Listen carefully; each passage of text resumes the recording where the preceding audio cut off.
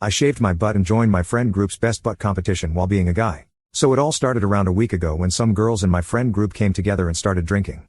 They started boasting about their butt, and the next thing you know they wanted to do the best butt competition.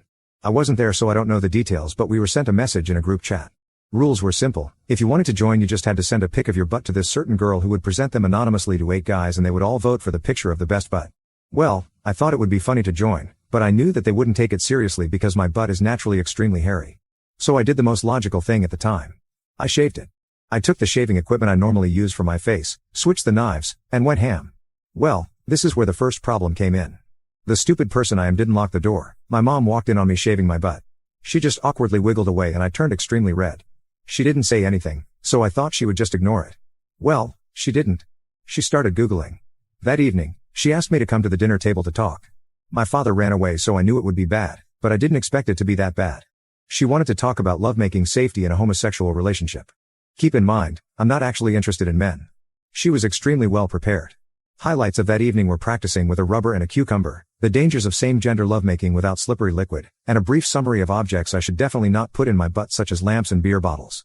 She would not listen to any of my denying and would just say, "It's okay, your dad and I still love you." I thought the worst was over, so I sent my shaven butt to the girl that was collecting them, and 2 days later all the contestants were sent, all without any distinguishable features, to the 8 boys. So one thing you should know is that I do have quite a good butt. I got pretty good genes in that aspect, and I've been skating since I was 14. I now skate around 60 kilometers a week, and skating is an incredible way to get a firm round butt of decent size. You can probably see where this is going. I won with a total of 5 out of 8 votes. One got 2 votes and one got 1 vote. The fallout from this was not that big.